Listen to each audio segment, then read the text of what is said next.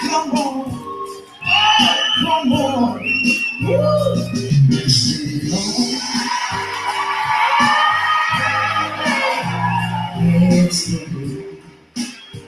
Let's celebrate.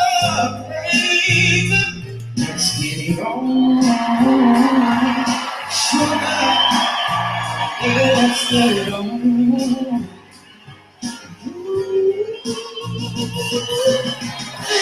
There's nothing wrong with me loving you. No, no, no, no. Hey, giving yourself to me. Nothing wrong. The love is true. Oh, baby. Ooh, I ain't asking you, baby, to let it all be. I ain't gonna worry, I ain't gonna push it, baby. So come on, come on, come on, come on, come on, baby. Stop being wild.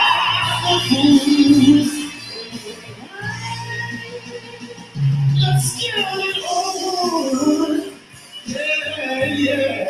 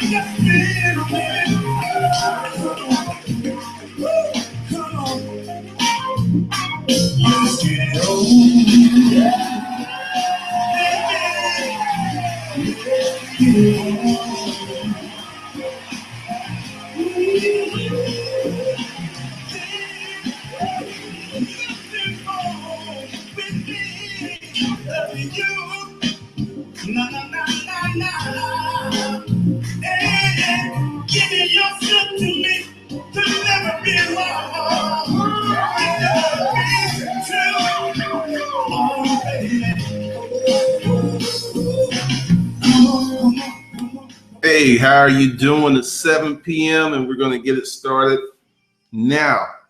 I love the internet. I get to see so many weird, well, not weird, wonderful things. But let's pop out of that. Okay, let's see. We got people coming in, and let me check something.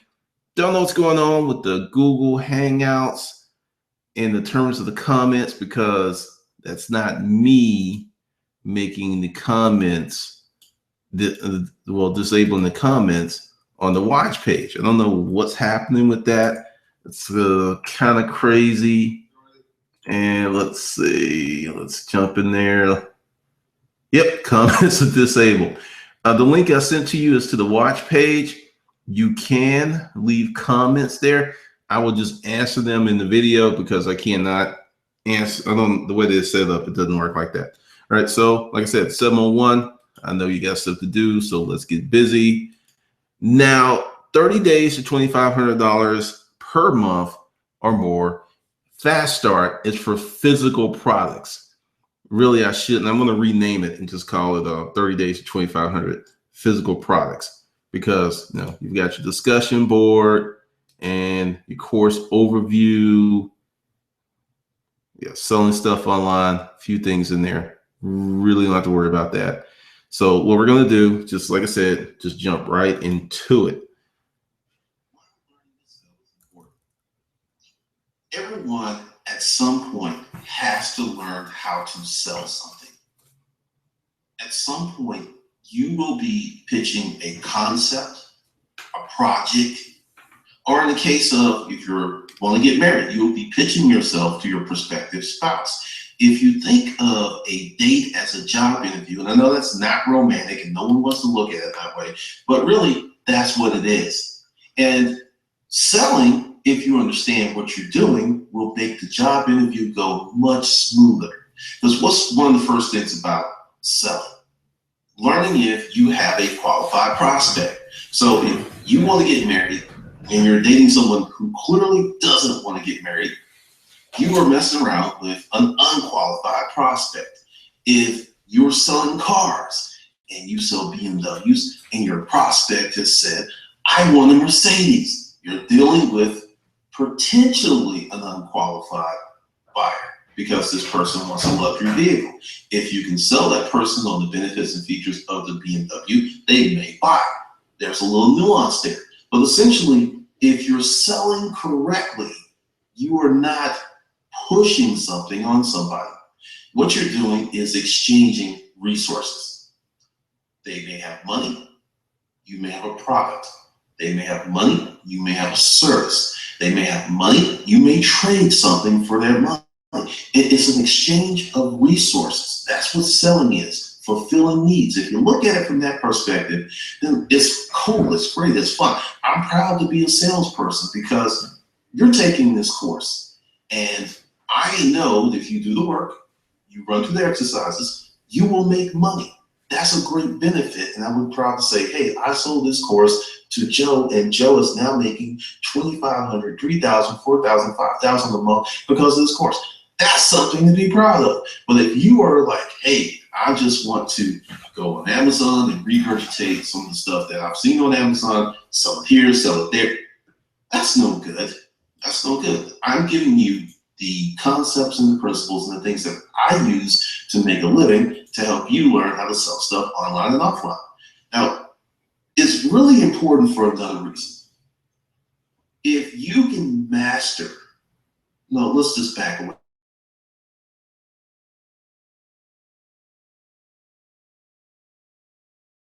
Goes up.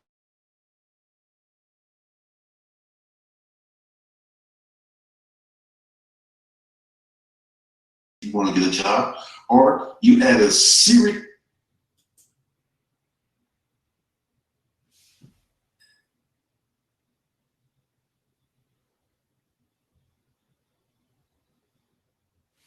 Okay. This element that will be really critical to your success if you start a company by learning how to sell. It is important, and it's extremely important because it will improve your life. Let's just step away from the money. You are in your office and you've got this great concept and you want to sell it to your direct report, or you actually want to sell it a few levels above that person's head. You know this concept will work, and many people are in this situation all the time. They've got something that will work and they can't reach the right person. There's a process, and this is the process, and you're not going to like it. I had to do something like this. What you have to do is go ahead and partner with your manager, and then get your manager to partner with their manager. And at that point, you walk into the VP's office and no one's pissed, no one's looking at you crazy, and you get your ideal. But the problem is you have to share credit and you have to be a team player. That's the problem. So that's part of the sales process, learning what dynamic is going to work to deliver your objective to you. You have to learn. I went through that. It sucks that you have to share the credit with someone that's your ideal. Sometimes you'll have a manager who'll go like, look, this was Glennon's deal. He's 100% on it. I'm really glad that he came to me. And no, that didn't happen in my case. They just pretty much, yeah, this is my ideal. Yeah, Glendon helped me with it. But the ideal got pushed out and it worked out well. And then my manager started to look at me totally different. But essentially, you have to learn the process. And that's one of the things about why it's so important to learn how to sell. Because learning to sell is several different processes within a process, depending on what service, what product, what ideal. There's so many different ways that you do it. There's just a few common tenets, and then the variables just start going all over the place. And that's what makes it fun. So it is so important that you learn how to sell, because if you have a job, you'll be more effective in your job. And if you have a business, you'll be more successful in your business. All right, this is Glendon, and I will see you in the next session. What is selling? Selling, for the purposes of this course, is the exchange of resources. money for time, time for services. It's an exchange. And as if the exchange is even, everyone is happy. And I'm gonna really break this down because many people are like, oh, you're trying to sell me something. And I'll go, yes, I am. Hold on. I've got something really good for you.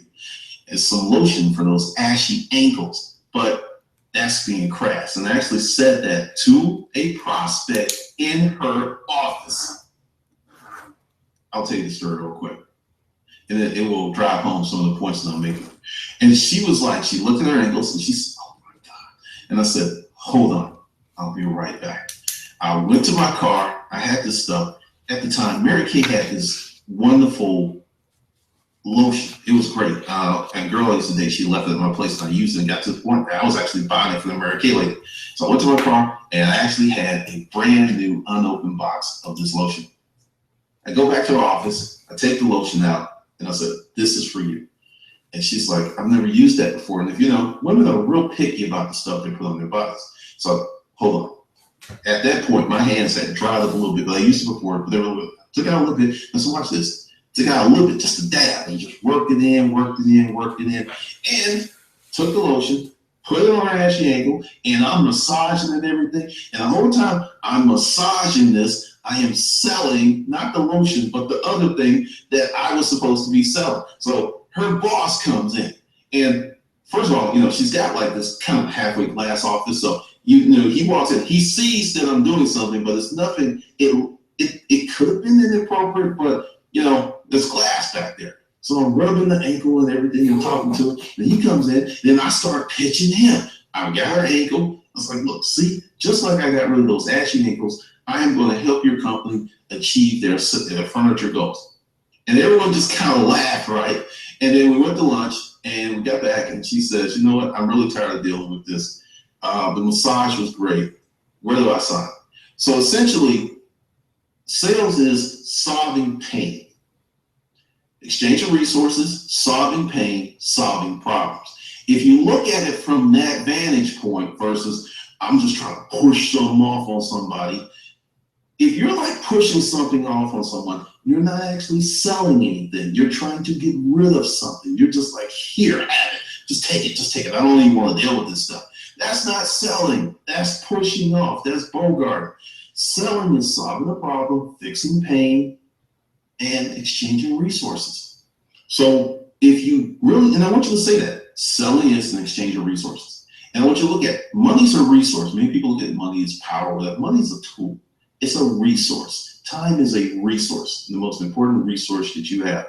So if you exchange the appropriate resources, like right now, you're paying me not once, but twice for taking this course. You paid me some money, and now you're paying me attention. And the second thing that you're paying me is the most important. That's why I've geared this course. It's fast-paced. There's actions, because essentially, once you learn what selling really is, then it's not so scary and you don't feel bad and you don't start saying stuff like, well, I'm trying to sell you something. I don't mean to. I'm really sorry. I gotta do it because my boss is in my. You are doing it wrong if you approach someone like that. When people meet me, I founded Hustle University. I tell people, I founded Hustle University. There's no stutter, there's no shame, there's nothing, because I'm proud of that, of having an organization that helps people change their financial and mental lives. I'm very proud of that. So yeah, this is what it does. It may benefit you. Hey, here's a free audiobook. You have to be proud of your hustle. You have to be proud of your business. You have to be proud of your products, because once you have that level of pride, then when you're talking to someone, it comes through. And once again, you're truly selling, because you're like, this is my lotion. This is my ointment. Oh, there's some of your pain. Hold on, let me rub it. And then when they're like, ooh, yeah, give me some more of that lotion. I'll take 10 bottles. At that point, you're not pushing, you're selling, you're communicating, you're solving problems. So when you really, really understand just how important this is, then it becomes fun. Then it becomes a game. The stress comes out of it. And that's one of the things that I learned from selling to Fortune 500 companies, to selling to individuals, to selling my consulting services, that I have to be of benefit to you in some fashion. As long as there's a benefit, then it's really selling. If there is no benefit, it's bullguarding and pushing stuff on people.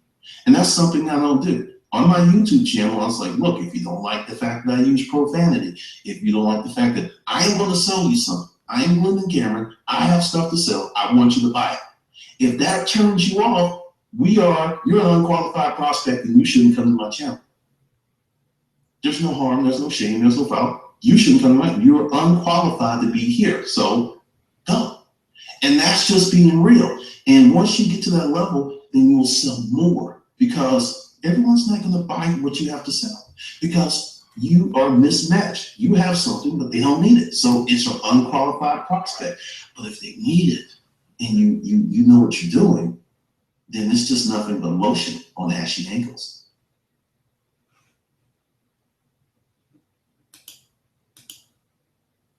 You have sold before. And they're like, whoa, Glenn, yo, dude, I don't sell nothing. I'm not a salesman. You're trying to get me up all, no, you sold before. You just didn't know what you were doing. And this is what it is. There was something you was really passionate about. And I'm gonna give you an example, and I've seen this happen. Say you were one of the first people to adopt the Uber platform. It was so baller. You just pull out your phone, watch this, press a button, black car shows up. What? Baller. When that was selling, that was marketing. You did that. Many of you did that. There's a product, there's a service, there's something that you really, really liked, and then you introduced it to your friend, and people go, oh, no, that's not sales. That was marketing. Now, this is where the sales came in. When you do things like this, oh, you need to get the Uber app. So, hey, this is it. Go here on your Apple. Go here on your iPhone. Go here on your Android. Yeah, download the app. Okay. Well, hey, look, I got a promo code.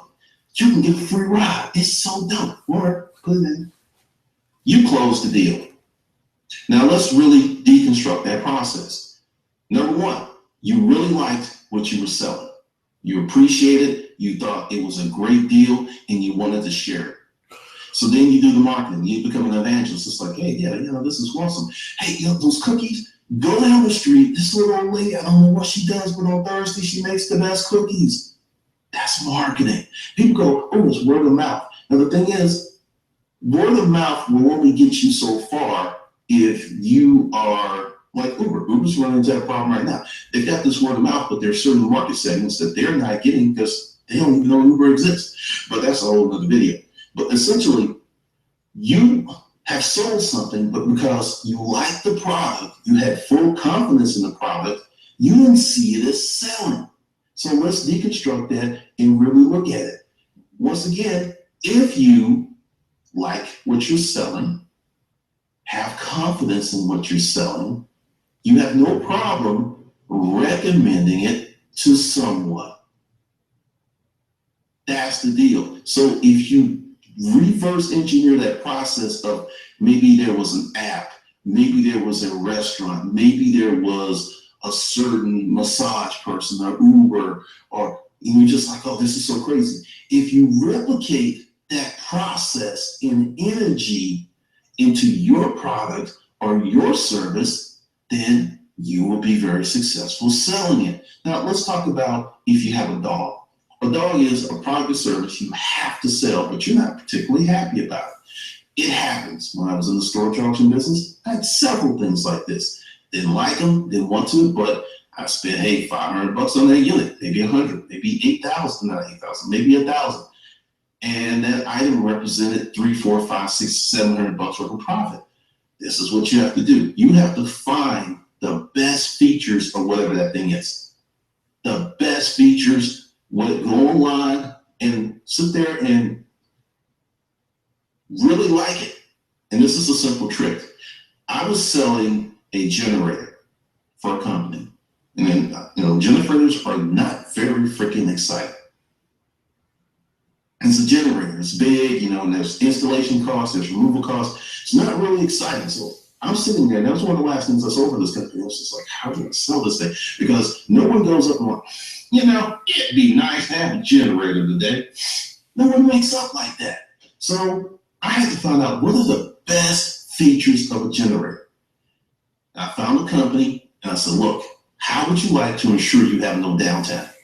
Because essentially there are many companies where service downtime is not optional. So I found a company, it was a merging company, they had a little money, and I worked out a deal with them, and I just gave up some of my commission for the removal cost, because you just don't come pick up a generator. You have to move it, you have to have it installed, you have to have it inspected. There's a lot to it. So I gave up some of my commission just to move it, just to get rid of it to be done, and it went well. But once again, I never would have sold that generator if I was just trying to sell a generator. I had to sell the fact that a generator represented you would have no downtime. Once again, solving pain, putting ointment on ashy ankles, and exchanging resources. That's what you have to do, because essentially, if you can really, really think, and this is like only with dogs, because once again, in the resale business, there's a chance you're going to get the dog. You may buy a lot, and you're just going to have to sell that stuff. Now, for your products or services that you create, you can build a passion in because you're creating them. But if you want to be a reseller, and once again, this course is going to touch on a lot of stuff. How to sell used stuff, how to sell new stuff. And later on in the future course, I'll talk about how to create your own products. But essentially, once you hammer down the sales process and you really, really learn how to motivate yourself, then it becomes real easy and it becomes fun. Because like I said, you've sold something before, you just didn't know it.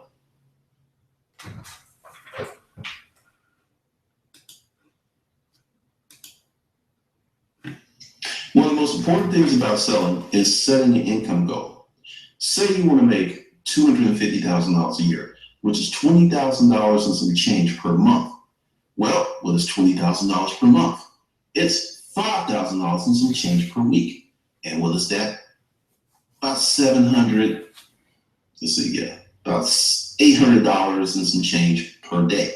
Now, what did I do? I just broke down $250,000 to a daily number. And then if you want to even go further, you can break it down per hour. Why is this important? Well, once you know what your income goal is, then at this point you plug in what you want to sell. One of the things, and I see this in my consulting business all of the time, you have people who want to make extra mucho grande money, but they're selling micro stuff. I walked into the store years ago, and I said, this place is going to be out of business, and very soon, because it was a trendy boutique, and it was sexy, and it was nice, and you walked in, and you just, oh, this place is nice. I mean, you just felt it. But there was so much empty wall space. There was so much empty rack space and shelf space. It was ridiculous. It looked aesthetic and it was beautiful, but for a turn, it was incredibly inadequate. Incredibly inadequate. Went by there some months later and there was another store in that spot. I saw it coming, because when you want to make that $250,000 a year, you need to figure out what kind of products or services will make you that. And once again, you can sell candy bars if you sell enough of them. But once again, if you're brand new, how are you going to beat Mars, which makes M&M's, Snickers, and these other things? How are you going to beat them when they've been at this for damn near two centuries? Essentially, they have the distribution network to move that much candy and make that money. You will have to build it. Not saying you can't, but it's going to take some time. So once again, let's take an example. You want to make $250,000 a year, and you are like me, someone who's not afraid of high-end products or expensive products. So you have a product that's $5,000 when you sell it. Every time you sell it, it's $5,000. So essentially, if you want to make that $250,000, you need to sell one product a week, but you want to be really crisp with your sales game. So your target is to sell 3 a week, because if you fail and not get your 3 and sell 2, you still hit your income target. And if you're really bad and you only sell 1, you still hit your income target. your goal must always be twice or three times as much as what you have to make. Because your mind is like this. It's only going to do what's required. So if you force it, and it'll be very uncomfortable because you're like, in your mind, it's like, hey, I only have to sell one. Why am I moving three? Because you want to buffer for the bad weeks. You may have a week where you'll sell three. The next week, you sell nothing. So by actually going above and beyond the call of duty, you actually set yourself up to always hit your objectives. So the income goal is super important because then it makes sense. Another lesson that I learned when I was in the store trucks business, I learned this from a guy named Danny in a flea market of all places. He came over and he did a booth review. And then he's like, you don't even have enough stuff in there. If you sold everything, then make your booth rent. This is what you do. You put 2 items in there. If they sell them, pay your booth rent.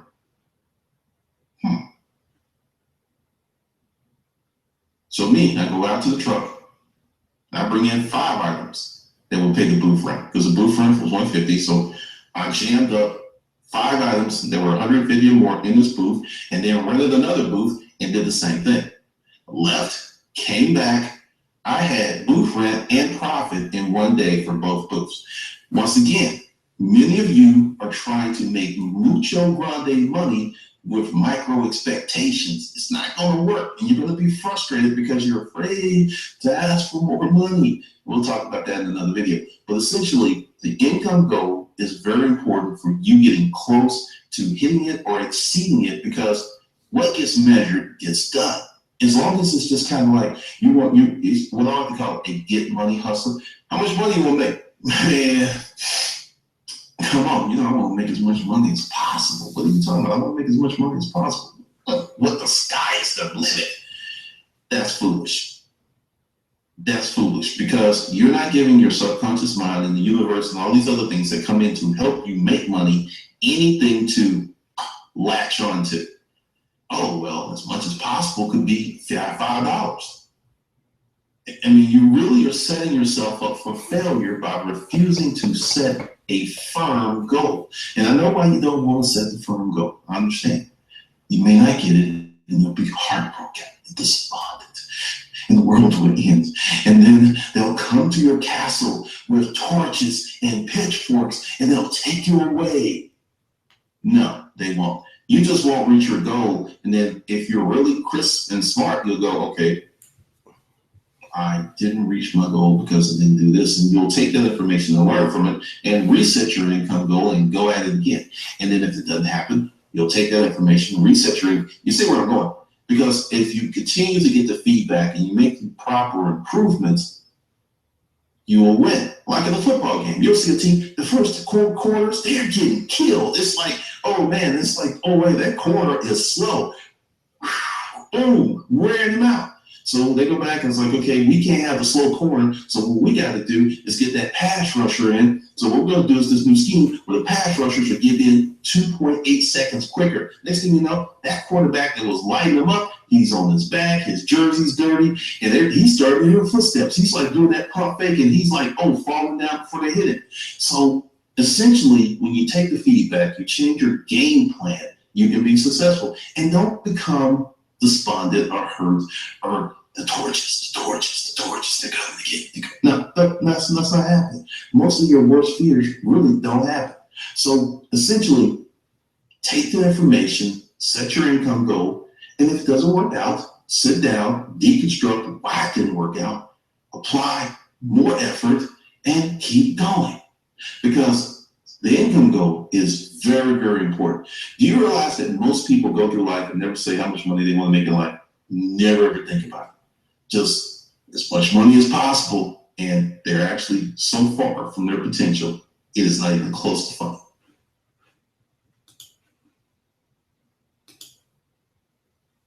What's in your wheelhouse? Like those Capital One commercials. What's in your wallet? No, seriously, what's in your wheelhouse? What do you have to sell? I'll give you an example of how people don't understand their own business. I had a consulting client call me up because, he emailed me. And then once we got, and asked for an hour session. And this is one of the things for consultants. Many people's like, hey, how can I do X, Y, and Z? And so I know who you are, what's in your wheelhouse, what's your resources. I really can't give you a focused answer. I can give you a very specific and very general answer, but until I know what's in your wheelhouse, I can't be as effective for you as I need to be. So I get in there and I go through this list of questions. So what are you doing? What are you selling? And this person has a store and it's not doing well. And matter of fact, it's sucking ass. So I was like, okay, so how much money do you have in your product? And he's like, huh? I said, what do you mean? Huh? Don't you know how much money you pay for your inventory? Oh, I'm sorry. I inherited this store from a relative, and I've got this store and I've got this warehouse that's full of stuff. Okay. So essentially, I come across someone who had no idea how to sell, who really didn't have any idea what they had. So this became a very good consult for me because there was a lot to work with. So at this point, I give the client some homework. I said, first of all, you've got to figure out, do you owe money on that inventory? You inherited this, then it means you inherited the debt. So he was like, what? So, he was like, we're kind of worried about that. So long story short, actually the person who was running the business ran the business very clean and sound, and there was no debt. The business had no debt whatsoever. So all the inventory was paid for and everyone was caught up, and the business had a great paydex in D&D. So he was like, okay, all right, so now we can really cook with some gas. At that point, do you know who your customer list is? And didn't know what the customer list is. Apparently this proprietor had everything written in folders and stuff. And once he found that, he found his customer list. I said, do this, hire someone to enter that customer list into a computer database. And for, people who don't use email, older people, you'll come across them, they will not use email, or just for kids. And call them up and say, hey, I've got a really good deal. Are you going to continue to run this business, or are you going to go out and sell? He said, I haven't decided. I said, okay, well, what you're going to do is have just this general sale. Find out the cost of this product, mark it down 25, 30%, put a limited offer on it, and send out that information. Sold half the inventory in a month. Buku money just running in and everything. So much money was coming in. It's like, hey, I think I want to do this. I said, understand, you got inventory that was paid for. Now, all that money that just come in, you got to cut it up. Not once, not twice, but 3 different ways. There's you, there's taxes, and then there's the cost to reacquire more inventory. And then, we started with the numbers. It wasn't as sweet. And I was like, do you still want to stay in business? He said, I'm still thinking about it. So essentially he went ahead and sold all the inventory. And then, I consulted him essentially on the building was paid off. I was like, okay, don't sell the building, keep it. Because everyone's like, sell the building, get the money. So you sell the building, you're going to pay all these taxes. Capital, just keep it, get rent, just keep it. You've already got a ton of money from selling this stuff. You got these buildings, you got this warehouse, just rent them. Put them in a trust for your kids. So essentially, when you don't know what's in your wheelhouse, you could be sitting on literally hundreds of thousands of dollars like this guy was, and not really know it. You kind of sort of know it, but until you develop a structure, a process, or something, you don't know. So essentially, what's in your wheelhouse? What kind of services can you sell? What kind of products do you have, and what kind of products can you make? And I will tell you, the most challenging part is the most lucrative, making and creating your own products. Yes, you can go out and buy someone else's products and sell it. Like one of the reasons I like the store trucking business so much was the products were dirt cheap. I was literally getting my inventory for pennies on the dollar.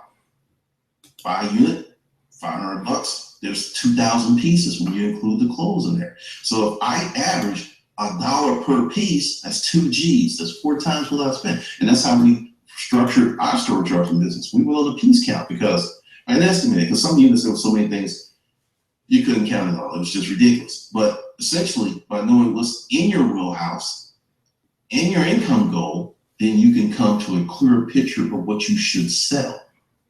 One of the things is, and in this course, this is about how to sell stuff. We'll deal with selling stuff. And when I say stuff could be this pen, stuff could be this mouse, all that stuff. It was made and it was sold, and they'll sell again. It's just a matter of price and the proper market channel. So essentially, you have to figure out how much money you want to make, how much time you have to devote it to making money, and then creating a process. Now, I will teach you how to get some stuff for free, and I'll teach you how to get some stuff really, really cheap.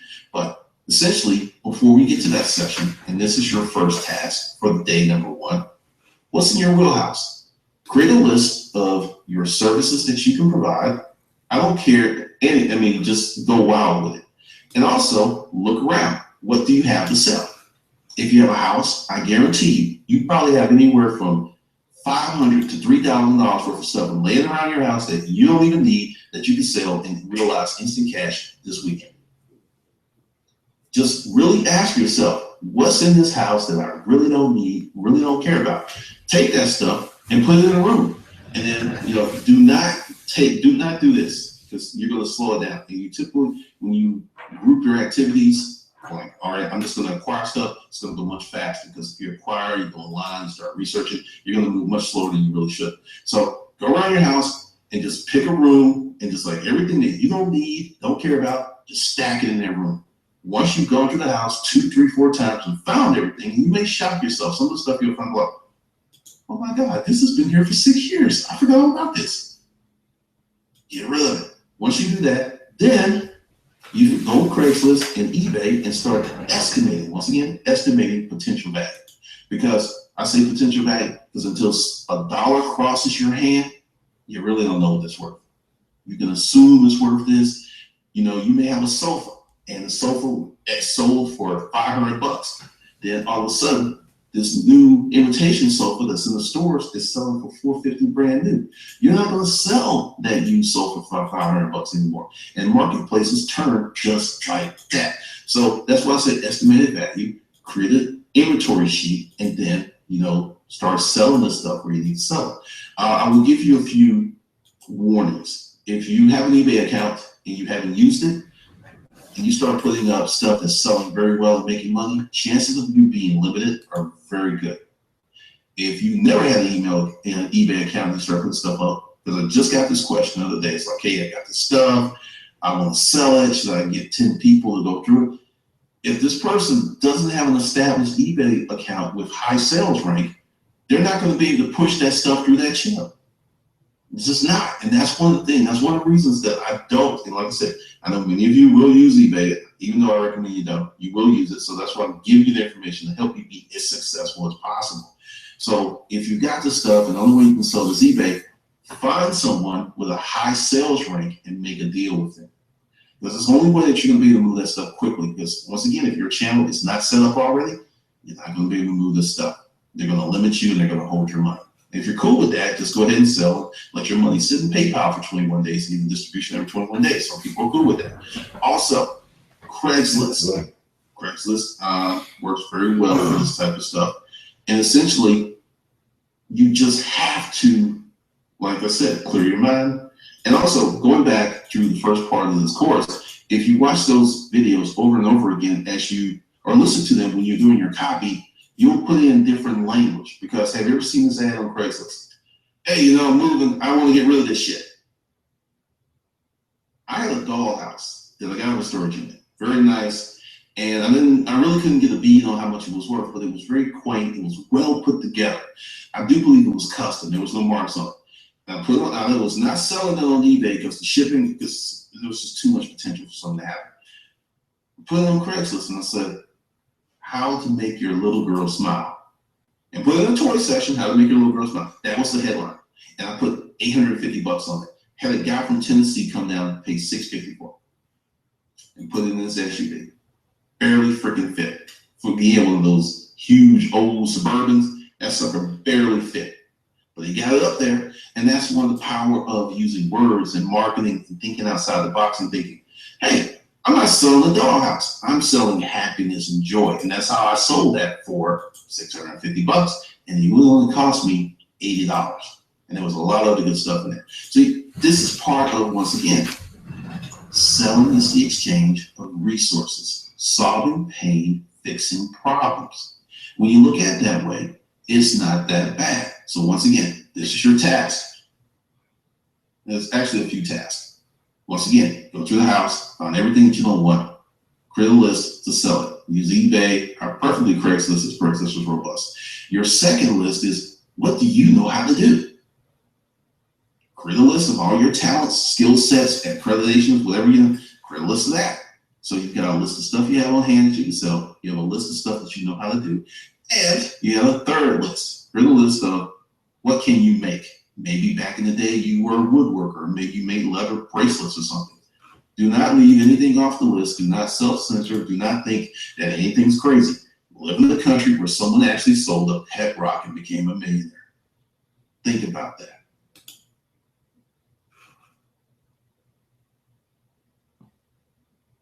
All right, this is your task for day 2.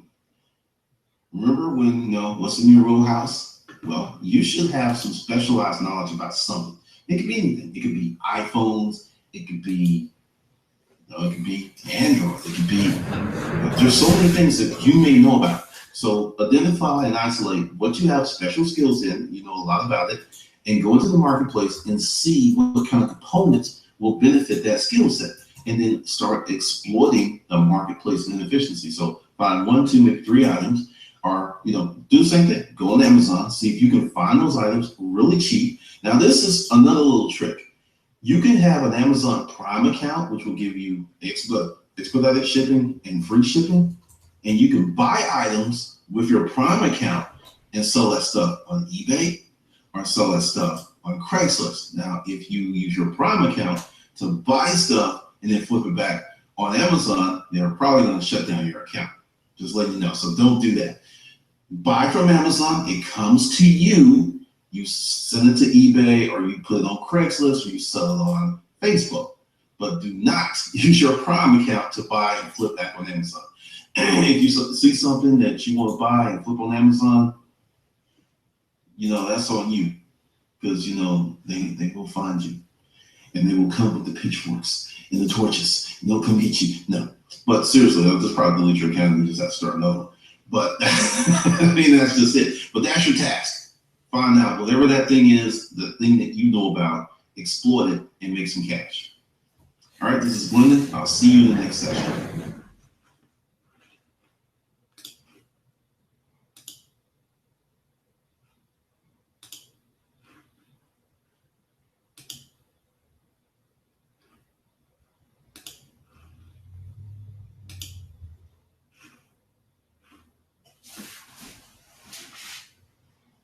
Hey, it's Glendon again, and why am I dressed like this? This is hustling attire. How you dress can be very important to your success in more ways than one. I'll tell you a quick story. I had a 1994 E250 van with no air conditioning. Sometimes I would go to prospective buys and I would be sweating. I would dress bummy. I would wear shoes with paint on them, stuff like that. I really look pretty rough. Sometimes I'll just let this all grow up and I was looking all gritty and everything. That is very disarming.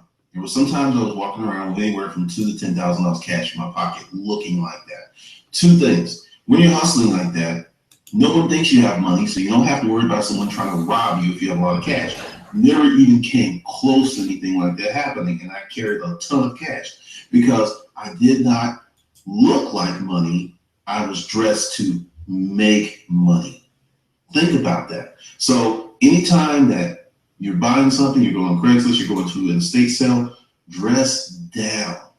If you have several vehicles, take your oldest, actually, if it's in a state of disrepair, maybe it's got a dent in it.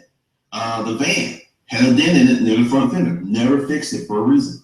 Because when you drive up, and you're in an old truck, you're in an old car, you're looking bummy, you immediately put the concept in your prospective, your prospect's mind that you don't have a lot of money. You could be loaded. You could be a millionaire, but no one knows. So just a quick tip to help you hustle more effectively.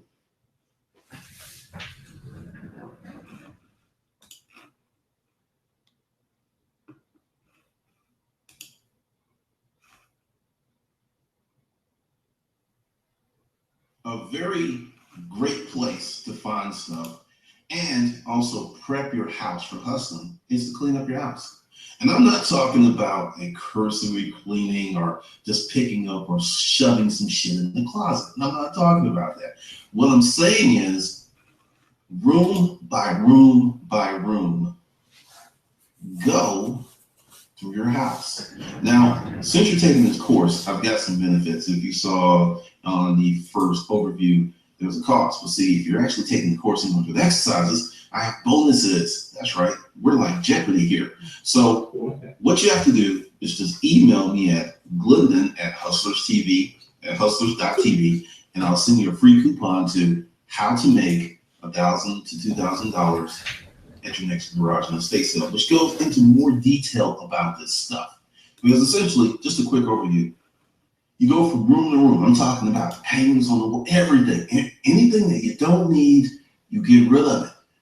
And it's really about making money, and it's not about making money. What you're doing is developing your sales process. You're going to find out how you work, are you unorganized, all this stuff, which is very important. And also, at the end, you've made some money, and you've cleaned up your house. Because if you're going to get into hardcore hustling, you're going to need room, you're going to need space. You may have to designate a room or rooms to stuff. If you're selling, and that's one of the things that messes people up, it's their infrastructure. The infrastructure is funky, unorganized, not prepared, and that's typically hampers how much money you can make. So definitely clean up your house and prepare yourself for hustling.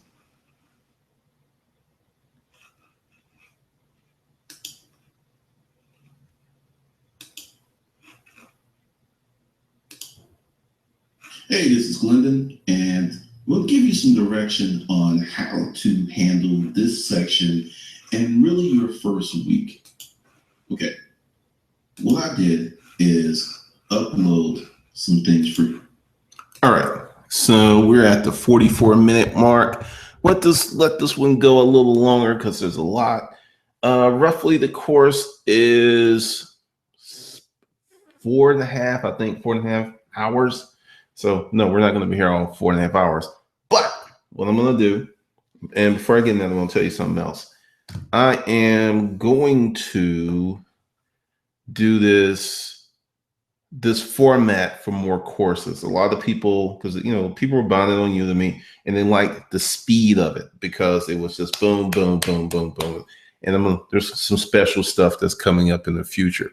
But what I'm going to do is next 24 hours, or after I finish this, I'm just going to go out, shoot out an email, and I'm going to sell this full course, which is going for $200. I'm going to do it for $49.99 for the next 24 hours to everybody that is on the list. And we will not have any more sessions this week.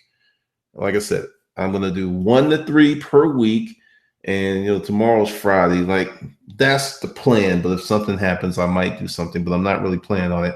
And then what I'm going to start doing is doing like the beta course, because it's going to be very important for you to be on this list because a lot of stuff's coming. So for that, I want to say thanks to everybody that came out. Appreciate you. And you will get the offer on the email in a little while. All right. Have a great evening, and I will catch you folks later.